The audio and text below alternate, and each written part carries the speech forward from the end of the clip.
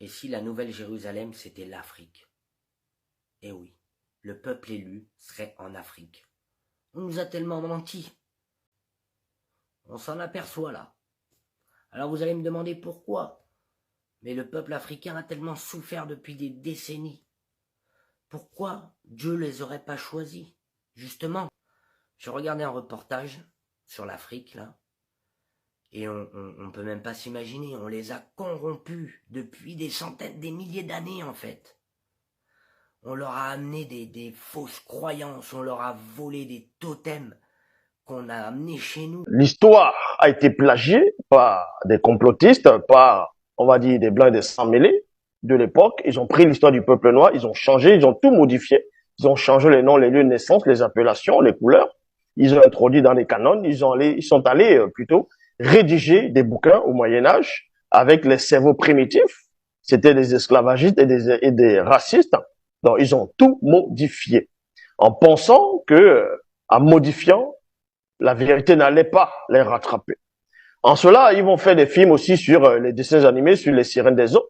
Parce qu'en modifiant l'histoire du peuple noir, ils n'ont pas que modifié l'histoire du peuple noir, ils ont aussi modifié l'histoire des démons, des entités du grand temps des choses, que d'autres vont appeler dans les religions dites révélées, sur le nom de, on va dire, ange, ou tout simplement malaïka.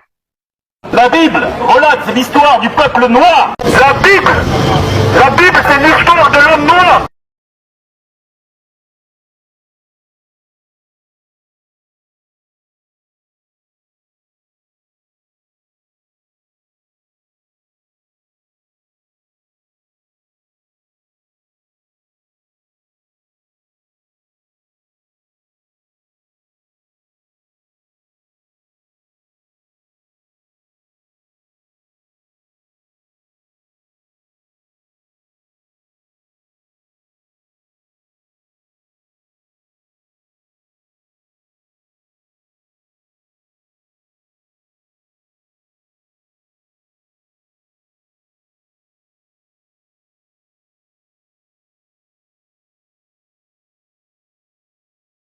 La Bible est l'histoire des Noirs, falsifiée par les colons racistes et esclavagistes. Tous les véritables prophètes bibliques sont uniquement de race noire. Leurs vrais noms bibliques ont été effacés par les peuples païens et jaloux. Ces peuples dépourvus de connaissances et de spiritualité ont francisé et arabisé les noms bibliques pour s'inventer une identité spirituelle. Car ils ne sont pas le reflet du spirituel. Dans les versions bibliques falsifiées, il est dit que Dieu créa le premier homme à son image, et nous savons que l'image a une couleur. L'image de Dieu est le reflet du premier homme qui était noir. La Bible a été falsifiée et pervertie par des scribes malfaiteurs des nations païennes et étrangères. Il y a eu une falsification de l'histoire à cause de ces nations païennes qui avaient un complexe identitaire, car la race noire est la race de la supériorité, étant donné qu'elle gouverne le monde spirituel. La race noire est la race supérieure, de par son droit d'aînesse, et pour d'innombrables vertus et privilèges. Les autres peuples étaient jaloux de la puissance de l'homme noir, jaloux de tout ce qui englobe les caractéristiques divines et suprêmes de l'homme noir. La race noire est une race spirituelle tandis que les autres peuples sont des races charnelles. Le premier homme noir a une origine divine, car il est né dans le monde spirituel, avant de descendre plus tard, dans la dimension de la réalité visible. Les autres peuples sont nés selon le livre d'Enoch à cause de l'union des anges déchus qui sont des anges rebelles qui se sont unis avec les filles noires, les filles des hommes de la race originelle c'est-à-dire de la race noire. Par là sont nés des peuples de race abîmée, issus d'une hybridation, de croisements de divers degrés, que l'on nomma les humains, qui sont des contrefaçons de l'homme originel. Ces peuples étaient jaloux du fait que l'autorité spirituelle et suprême était uniquement de race noire. Ils étaient jaloux car tous les véritables prophètes de la Bible sont uniquement de race noire. Tous les véritables saints sont uniquement de race noire. Les peuples païens n'étaient pas d'accord du fait que l'autorité spirituelle ainsi que toutes les entités spirituelles au service du Créateur sont uniquement de race noire. Par conséquent, ils ont blanchi et métissé dans leurs dessins issus de leur imagination pervertie, des faux personnages incarnant l'autorité spirituelle, des faux personnages à leur ressemblance, de par leurs traits et leur couleur de peau. Dans leurs illustrations et représentations, ils ont falsifié aussi les noms, ils ont francisé et arabisé tous les noms des patriarches et matriarches bibliques. C'était l'histoire cachée et révélée. Page Facebook l'histoire cachée et révélée. Merci. Rendez-vous dans la chaîne YouTube de Zulu Lassan, le seul véritable enseignant. Gloire à l'Oba, l'unique véritable créateur.